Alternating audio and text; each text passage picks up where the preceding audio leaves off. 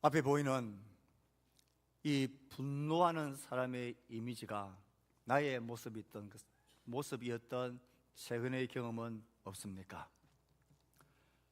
최근 속상하고 화나는 일, 내 속에서부터 솟구치는 이 분노의 화가 내 안에 가득 찼던 그런 아픔들이 없었습니까? 가장 가까운 가족으로 말미암아, 지인들, 동료들로 말미암아 일어나는 사건과 일들, 그리고 내 몸속에 떠나지 않는 고통과 힘겨운 삶의 문제들 때문에, 심지어 하나님을 향해서도 이런 분노와 속상하는 마음이 내 속에서 일어나진 않았습니까? 스스로를 향해서는 이런 절망감과 스스로를 향한 자책감과 스스로가 미운 그런 마음들이 들진 않았습니까? 우리 일생을 삶을 살아가면서 이 속상하고 분노하는 마음, 그 감정을 우리는 자주 경험하며, 아니 매일같이 크고 작은 이 분노의 마음들을 다스리며 그렇게 다루며 우리는 살아가고 있습니다. 분노의 감정, 이 분노를 느끼지 못하는 인생은 없는 것 같습니다. 어떤 일이든 어떤 사람이든 나 자신과 하나님을 향해서 이런 신앙의 분노들이 일 때가 있습니다. 바다의 파도가 항상 있는 것처럼 우리의 삶에도 이런 일들이 끊임없이 있는 것 같아 보입니다. 그러므로 내 삶에 이런 화날 만한 일이 없게 해달라는 이런 기도는 맞지 않는 기도인 것 같습니다. 우리가 드려야 할 기도는 우리 속에 일어나는 마주치는 이 분노의 감정들을 어떻게 다루고 어떻게 대응하느냐, 이게 중요한 문제인 듯 합니다. 우리는 각자의 마음속에 이런저런 종류의 분노가 일어날 때에 어떻게 그것을 다루십니까? 일반적으로 분노를 다루는 방법은 대개 세 가지 중에 하나입니다. 하나는 우리에게 익숙한 꾹 참는 것입니다. 내 안에 그 분노의 감정을 겹겹이 누르고 눌러서 꾹꾹꾹꾹 눌러놓는, 억누르는 것입니다. 모르긴 몰라도 우리의 마음을 한번 다 비춰볼 수 있다면 겹겹이 쌓여있는 이 분노와 이 감정들이 그렇게 꾹꾹 눌려서 있을 것입니다. 또 다른 일반적인 방법은 그것을 내 속에 누르지 않고 그 상대방과 그 문제 앞에 대놓고 표출을 하고 분출을 하는 것입니다. 악한 말을 들었습니까? 더 독한 말로 갚아주는 것입니다. 한 대를 맞았습니까? 10대 100대를 때리면서 나의 분노를 표출해버리는 것입니다. 다른 한 가지 일반적인 방법은 내 안에 눌러놓기도 힘들고 대놓고 표출하기도 힘드니까 제3자에게 가서 위로가 될 만한 사람, 내 마음의 억울함과 분노를 들어줄 3자에게 가서 그 마음을 이야기하고 표현하는 것입니다.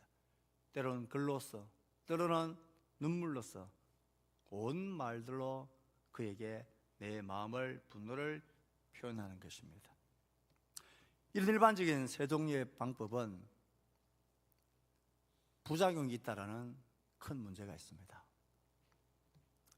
분노의 감정을 꾹꾹 누르고 억누르고 있으면 그것이 고이고이 쌓여 있다가 사라지는 게 아니라 언젠가 뇌관이 탁 터트려지면 내 안에서 터져버립니다. 나를 삼켜버리고 깊은 끝모를 우울감에 나를 끌어당기든지 내 안에 폭발해버리는 이런 고통이 있게 됩니다. 상대방에게 직접 표출해버리는 것은 잠깐은 속이 시원하고 화가 풀리는 것 같은데 그 표출로 인해서 관계가 깨어져 버립니다. 관계의 지옥이란 고통스러운 부작용을 마주하고 감당해야 되는 부작용이 있습니다. 제3자에게 나의 마음을 표현하고 나면 괜찮은 것 같은데 조금만 시간이 지나면 그 말들이 돌고 돌고 돌아서 더 악하게, 더 험악하게 나의 뒤를 치는 것을 경험하게 됩니다.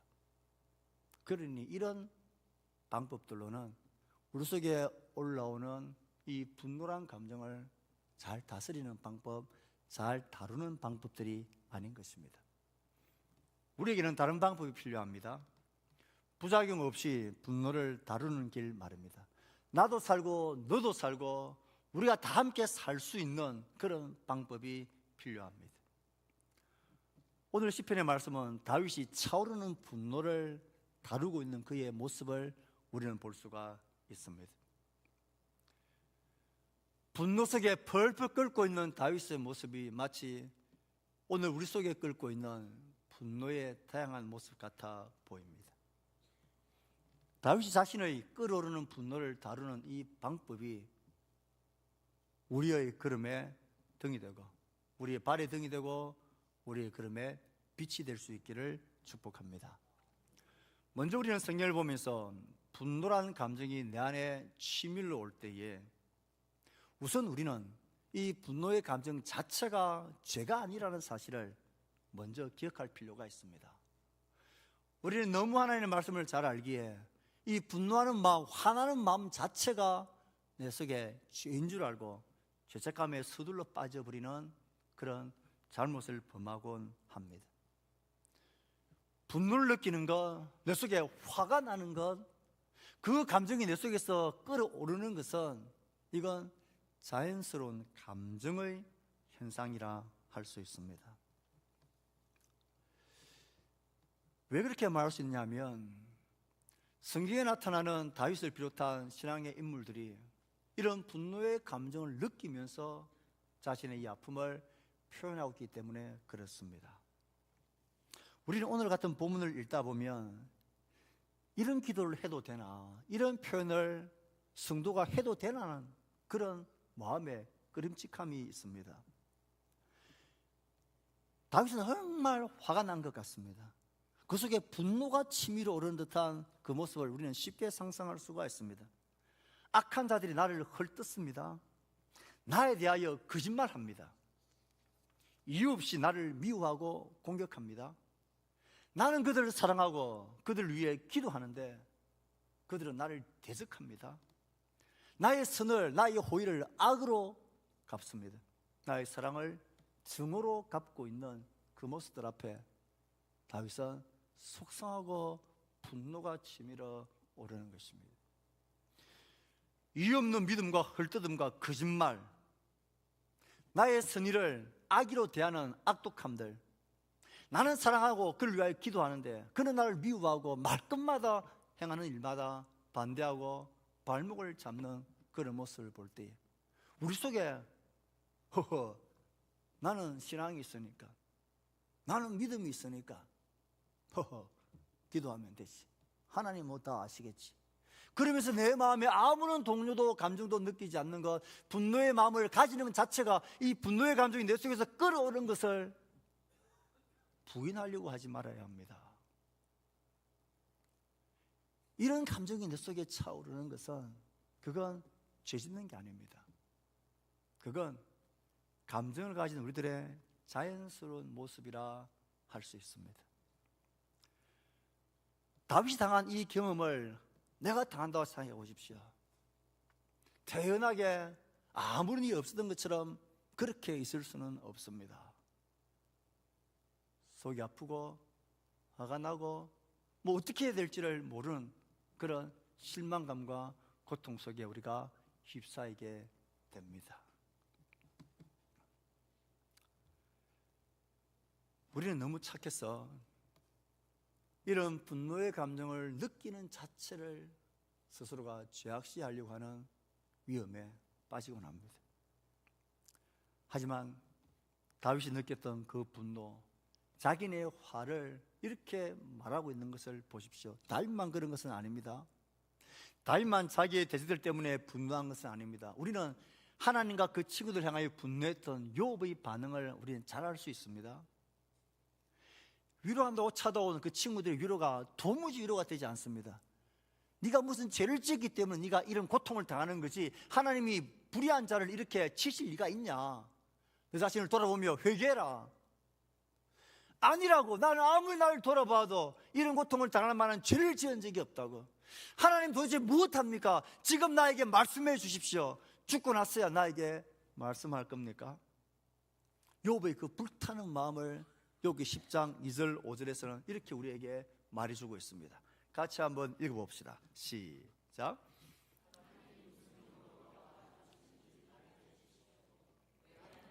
사람이 아니시면서 꼭 사람이 보는 만큼 밖에는 보지 못하시는 것입니까? 내가 죽어버리면 그때서야 그만두시겠습니까? 하나님이 나의 대적이라도 되십니까? 왜 하나님 나의 기도에 이렇게 응답하지 않으시는 겁니까? 도대체 하나님은 내 기도를 듣고 계시기는 계신 겁니까? 내가 죽고 나서야 하나님 뭐 자신의 뜻을 나타내시려고 그럽니까? 그는 하나님을 향한 실망감과 친구들 향한 분노에 치를 떠는 사람이었습니다. 예수님도 분노하셨다는 것을 우리는 어렵지 않게 알 수 있습니다. 예수님은 하나님의 거룩함이나 성령님이 방해받는 그런 경험들 앞에서 주님은 크게 분노하셨습니다. 성전을 강도의 소굴로 만들고 장사하는 종교 지도자들, 주님께서는 화가 나셔서 채찍을 만들어 그들의 상을 뒤엎으며 그들을 쫓아내셨습니다. 안식일에 손 마른 사람을 고쳤는데 그 종교자들이 하는 말이 안식일에 병을 고치는 게 옳으냐? 이 수준 낮은 이런 말들을 하는 그들의 완악함과 이기적인 태도를 보시고 주님은 탄식하시고 분노하셨습니다. 사람들이 어린아이들을 데리고 예수님께 안수해 주시기를 원했을 때 제자들이 이 어린아이들 귀찮은 존재들을 예수님에게서 떼내면서 그들을 몰아내고 있었습니다. 그때 예수님은 분노하셨습니다. 크게 화를 내시며 분개하셨다. 크게 화를 내셨다라고 성경은 말합니다. 바리새인과 서기관들, 장로들, 하나님을 향하여 위선과 형식주의, 외식주의, 그런 그들에게 주님은 분노하시며 화를 선포하셨습니다. 뱀들아, 독사의 자식들아, 너희가 어떻게 지옥의 판결을 피하겠느냐? 분노의 감정이 내 속에서 차오르는 것은 이건 죄 짓는 게 아닙니다. 내 속에 분노의 감정이 느껴지는 건 이건 자연스러운 현상입니다. 그러므로 착한 하나님의 백성 여러분, 이런저런 사람과 일과 사건과 하나님의 무응답으로 인해서 내 안에 실망과 분노와 속상함이 내 속에 느껴지고 이 분노가 내 속에 막 느껴지고 차오를 때에 내가 왜 이러냐, 내가 죄인이구나, 이런 분들을 내가 느끼면 안 되지 하면서 자신을 자책하지 말아야 합니다. 다윗도 그랬고 욥도 그랬고 심지어 예수님마저도 크게 분노하며 분개하시고 그들 향하여 악을, 저주를 선포하신 것을 기억하셔야 합니다. 문제는 하나님 내 속에 이런 분노의 감정을 느끼지 않게 해주세요, 이런 분노의 감정을 내가 가지지 않게 해주세요 라고 기도하는 것은 잘못된 기도입니다. 그 내 속에 있는 모든 감정을 없애달라는 그런 기도와도 같은 맞지 않는 기도입니다. 우리 어떻게 기도해야 합니까? 하나님 내 속에 일어나는 이 분노의 감정을 어떻게 다루어야 할지, 어떻게 부작위 없이 바르게 다루어야 할지, 어떻게 해야 나도 살고 너도 살고 우리도 살 수 있는 방법으로 이 분노를 다루어야 할지를 하나님께 구하고 그의 말씀의 빛 앞에 서가야 합니다. 다윗은 자신의 이 차오르는 분노를 어떻게 다루었습니까? 욥, 모세, 신앙의 인물들이 그 속에서 찾아오는 분노의 감정과 화를 다루었던 그 모습들을 가만히 보면 공통점이 있습니다.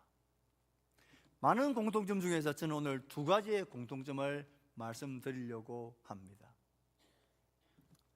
첫 번째 공통점은 분노의 감정이 내 속에서 느껴지고 이 분노의 불길이 나를 삼키려고 해서 내 안에 꾹꾹 눌러서 반응하려고 하거나 누군가에게 가서 이 일을 이야기하거나 그리고 대놓고 그것을 향하여 표현하고 표출해 부리는 이런 마음이 생길 때에 다윗과 신앙 인물들이 했던 첫 번째 원리는 그 감정을 가지고 오직 하나님께만 나아갔다라는 사실입니다.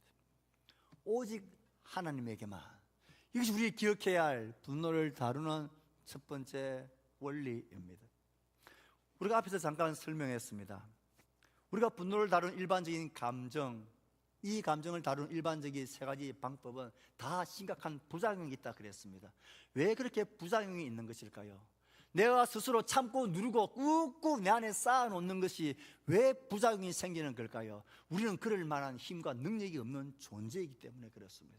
우리는 내 속에 일어나는 이 분노와 화를 내가 누르고 내가 해소하고 내가 괜찮은 것처럼 그렇게 스스로가 해결할 수 있는 능력이 아예 처음부터 나에게는 없는 존재라는 사실을 우리가 모르기 때문에 그렇습니다. 절친이든 누구든 삼자에게 찾아가서 말을 한다? 그도 나와 똑같은 사람입니다. 그도 나와 똑같이 이 분노의 감정을 다스릴 수 있는 그런 능력과 힘이 없는 연약한 존재입니다. 내가 대놓고 화를 표출하고 대놓고 받아치더라도 그 상대도 나와 똑같은 분노의 감정을 제대로 다루기엔 능력이 약하고 없는 존재들입니다. 그러니 이 분노의 감정을 다스리기에 우리는 모두가 합당할 만한 용기들이 아닙니다. 이것을 기억하셔야 합니다. 우리가 청소할 때에도 청소의 그 형편에 따라 적당한 도구를 씁니다. 쓸어야 할 것은 빗자루 같은 것으로 쓸고 닦아야 하는 것은 물걸레와 손수건으로 닦아야 합니다. 우리가 너무나 잘 알다시피 쓰레기에도 여러 가지 종류가 있어서 그 담는 용기와 배출하는 방법과 용기가 다 다릅니다. 음식물 용기는 음식물 용기 쓰레기통에 버려야 합니다. 종량제 봉투에는 불태워지는 것들은 거기에, 재활용할 수 있는 것들은 재활용 봉투에, 산업 폐기물, 의료 폐기물은 거기에 특화된 그것을 다룰 수 있는 용기에 넣어서 처리를 해야 합니다. 날카로운 유리와 칼날 같은 것을 그냥 일상 비닐봉지에 봉투에 우리는 그냥 버리지 않습니다. 그러면 다치기 때문에 그렇습니다. 분노의 감정이라는 것도 그와 같습니다. 나도 너도 우리 중 어느 누구도 내 속에서 일어나는 이 분노의 감정을 잘 다스리고 잘 해소하고 아무런 부작용 없이 깨끗하게 처리할 수 있는 그런 그릇과 용기와 힘과 능력들이 우리는 한결같이 모자라고 부족한 존재들입니다. 그래서 우리가 기억해야 될 것은 이 분노의 감정 속에 침이 오를 때는 분노의 감정 자체를 죄책감으로 가질 필요가 없이 그것을 가지고 그대로 하나님에게로만 가야 합니다. 하나님만이 이것을 담을 수 있는, 이것을 처리할 수 있는, 부작용 없이 이것을 해소할 수 있는 분이 하나님이시기 때문에 그랬습니다. 그래서 다윗은 하나님께로 나아갔습니다. 욥도 하나님을 찾습니다. 모세도 하나님을 찾습니다. 하나님께로 가야 합니다. 내 안에 꾹꾹 눌러 놓는다든지, 닥치는 대로 그대로 표출하며 더 강하게 갚아낸다든지, 제 3자에게 가서 잠깐 시원할 그 마음을 표출한다고 해서 이것은 처리될 수 있는 길이 아닙니다. 하나님께로 간다는 이 뻔한 말을 또 한다고요? 예, 이 길이 느릴 수 있습니다. 조금 잠깐 빨리 결과가 내 속에 나타나지 않아 답답할 수 있습니다. 하지만 이 길이 가장 확실한 길이고 이 길이 가장 너도 나도 우리가 살 수 있는 길입니다. 하나님께로만 가자. 이것이 우리가 기억해야 할 첫 번째 원리입니다. 두 번째, 이들이 보인 공통된 모습은 그 하나님께 갈 때에 그 분노의 감정을 꾸미지 않고 포장하지 않고 진솔하게 그 감정을 하나님께 내어놓는다라는 것입니다. 이것을 특히 강조하고 싶습니다. 109편의 내용은 너무나 뚜렷하게 구분되어집니다. 1절 5절에서 하나님, 내가 지금 이런 고통을 당하고 이런 마음의 분노가 있습니다. 하나님을 간절히 부릅니다. 그리고 이어지는 6절부터 20절까지는 나를 분노케 하는 저 대적들을 향한 나의 솔직한 감정을 유가 없이 그대로 하나님께 다 고발하고 다 진솔하게 내어놓는 기도를 드립니다. 21절부터 마지막까지는 하나님, 나는 구원해 주시고 이를 살피시사 나는 살리시고 나는 구원해 달라고 하나님께 구원을 바라는 간구를 합니다. 우리가 오늘 같은 말씀을 읽다 보면 진짜 이런 기도를 해도 되나 하는 그런 의아함이 생길 만한 말씀들이 참 많습니다. 내가 예수를 믿는다는 사람이, 신앙이 있다는 사람이 내가 화가 난다고 이런 기도를 해도 되나? 이런 멸망과 저주 같은 기도를 해도 되나? 이런 마음을 가지게 되는 이유가 있습니다. 우리는 예수님이 하신 그 말씀을 너무 많이 들었기 때문입니다. 어떤 말씀을 들었습니까? 너희 원수를 사랑하며 너희를 비판하는 자를 위하여 뭐 하라고요? 기도하라. 너희 원수를 사랑하며 너희를 미워하는 자를 어떻게 하라고요? 선대하라. 원수가 줄이거든 먹이고 목마르거든 마시오라. 이런 말씀이 우리 속에 딱 들어와 있는데 내가 그 사람 속에 분노가 난다고 이런 기도를 막 해도 돼? 과연 그래도 되는 거야? 다윗이 어떻게 기도하고 있습니까? 하나님, 그가 재판받을 때에 무조건 유죄 판결을 받게 해주십시오. 하나님, 그가 살날을 짧게 해주십시오. 무슨 말입니까? 빨리 벼락 맞아 죽어버리게 해달라는 것 아닙니까? 그가 하던 일도 다른 사람이 차지하게 해주십시오. 그가 하는 모든 일이 쫄딱 망하고 직장에서도 단칼에 잘려버리게 해주십시오. 하는 사업들이 쫄딱 망하게 해주십시오. 그 자식들은 아버지가 없는 자가 되게 해달라. 그 아내는 과부가 되게 해달라. 이게 무슨 막말입니까? 아버지가 없는 자식이 되게 해달라는 말은 그 아버지를 어떻게 해달라는 말입니까? 죽어버리게 해달라는 것입니다. 그 남편이 객사해달라고 해달라는 것입니다. 그 자식들은 고아가 되어 떠돌고 구걸하고 쫓겨나 빌어먹을 자가 되게 하소서. 그를 불쌍히 여기지 않게 하소서. 저주가 영원히 그들에게 임하게 하소서. 이런 기도를 해도 되나요? 해도 됩니다. 이들이 분노의 마음으로 내 속에 일어난 이 분노의 감정을 가지게 하는 그 상대를 향하여 그는 그 분노의 감정을 가지고 하나님께로만 나아가서 자신 속에 일어나는 이 분노의 모든 감정을 진술하고 있는 그대로 내 안에 지금 있는 이 아픔과 고통과 이 분노를 하나님께 있는 그대로를 쏟아내는 거예요. 하나님, 저들이 콱 죽어버렸으면 좋겠습니다. 저들이 하는 말에 자신들이 걸렸으면 좋겠습니다. 나를 비난하는 그 화살의 말이 그들의 심장에 꽂혀버리게 해주십시오. 하나님, 나를 향하여 판 올무에 그들이 빠지게 해주십시오. 그 비난하는 말들, 그 참혹한 말들을 하나님 그대로 갚아주십시오. 그 입들이 굳어버리게 해주십시오. 하나님, 이런 기도를 해도 되나요?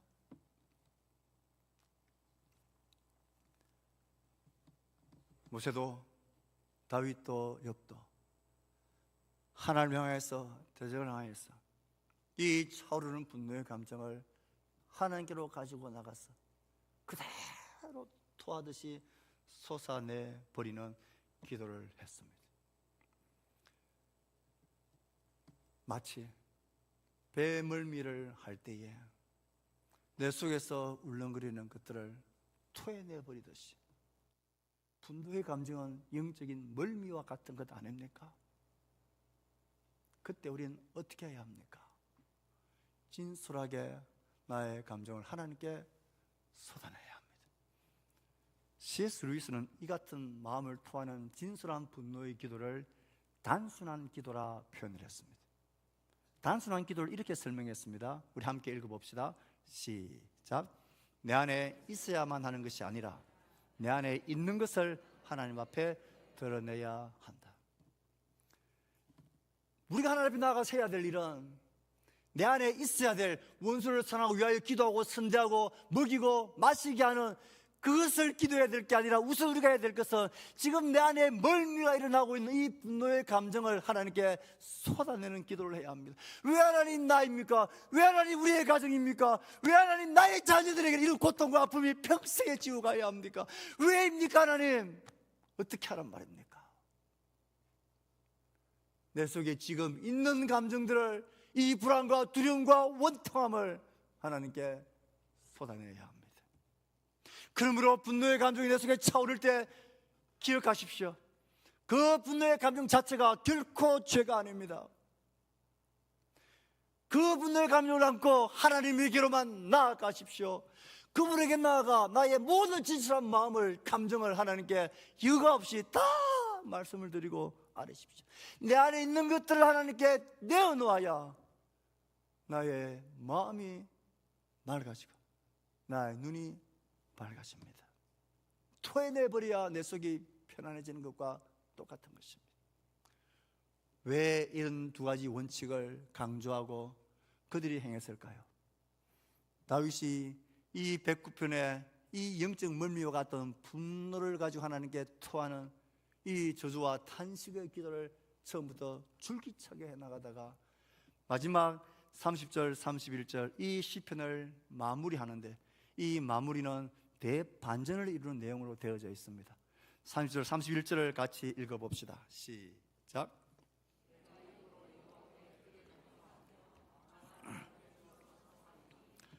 궁핍한 자의 오른쪽에 서사 그의 영혼을 심판하라는 자들에게서 구원하실 것임이로다. 왜 분노의 감정이 일어나면 그걸 죄책감을 가질 필요가 없이 하나님께로만 가서 하나님께 진솔하게 나의 모든 감정을 쏟아내야 합니까? 그렇게 해야만, 지금 내 안에 있는 것들을 하나님께 쏟아내야만 내 안에 있어야 될 것이 비로소 보이기 시작하기 때문입니다. 그렇게 보이지 않던 하나님, 어디 하나님 계시냐고, 보이지 않던 하나님이 이 쏟아내는 분노의 기도를 하나님께 이 단순한 기도를 다 드리고 나니 이제 하나님이 보이기 시작합니다. 그 하나님께 찬송과 감사를 돌리게 되는데 그 이유가 그가 궁핍한 자의 오른쪽에 서사, 그렇게 보이지 않던 하나님, 그렇게 영혼의 멀미 속에서는 보이지 않고 느끼신다 하나님이 그것을 다 토해내고 나면 궁핍한 자의 우편에 서 계신 하나님이 보입니다. 내 문제와 고통과 아픔 가운데 보이지 않던 하나님이 그렇게 내 감정을 쏟아내고 하나님께 분노의 기도를 드리고 나면 보이지 않던 하나님이 그곳에 계신 것이 보입니다. 나의 아픔과 나의 서러움과 나의 눈물과 나의 괴로움 옆에 서 계신 하나님이 보입니다. 그리고 그 하나님이 진짜 심판자인 것을, 주권자인 것을 보게 됩니다. 그의 영혼을 심판하려 하는 자들에게서 구원하실 것이미로다. 하나님이 모든 최종 심판자이시고 하나님이 이 모든 상황 속에서 구원하시는 살아신 하나님이 보이게 됩니다. 내 안에 있는 것들을 토해내야 내 안에 있어야 할 하나님을 향한 찬송과 감사와 하나님과 그 말씀에 대한 믿음과 순종이 비로소 내 속에 채워집니다. 그래야 비로소 우리는 원수를 향하여 기도하고 선대할 수 있는 힘이 생기고 먹이고 입힐 수 있고 마실 수 있는 믿음의 건축들이 키워지는 것입니다. 그래서 우리는 분노의 감정이 느껴질 때 하나님께로만 가서 진솔하게 내 마음을 토해내야 합니다. 그러면 원수 갚는 것이 내게 있는 것이 아니라 하나님께 있다는 것을 알게 됩니다. 하나님 모든 상황 속에 그가 계신 것을 알게 됩니다. 그를 바라보게 될 수 있습니다. 언제까지 기도해야 합니까? 내 속에 있는 분노의 영적 멀미가 다 토해내질 때까지, 그리고 내 영혼의 눈이, 시야가 맑아질 때까지, 하나님이 이 상황 속에 보일 때까지, 그분이 나를 구원하실 심판자인 것이 내 안에 찰 때까지, 그렇게 나의 분노의 감정을 하나님 앞에서 다루어야 합니다. 그래야 내가 살고 너가 살고 우리가 삽니다. 내가 살고 남편이 살고 아내가 살고 부모가 살고 자녀가 살고 우리 공동체가 살고 우리 가족이 사는 길입니다. 내 안에 꾹꾹 눌러놓는다고 되는 게 아닙니다. 대놓고 표출하고 반격한다고 되는 것도 아닙니다. 누군가에 가서 내 사정 좀 하소연하고 들어보라고 말한다고 되는 게 아닙니다. 하나님께로만 가십시오. 그분께 진솔하게 울며불며 내 마음을, 감정을 있는 그대로를 내려놓으십시오. 하나님이 보일 때까지, 그가 나의 구원자이심이 확실하실 때까지, 그래야 우리 모두가 분노의 불길에 휩싸이지 않고 생명의 길로, 구원의 길로, 회복의 길로 나갈 수 있습니다. 오직 하나님께만 진솔하게 하나님을 바라는 믿음의 사람 되시기를 주의 말씀으로 축복합니다. 이 말씀을 생각하며 우리 응답 찬양을 하나님께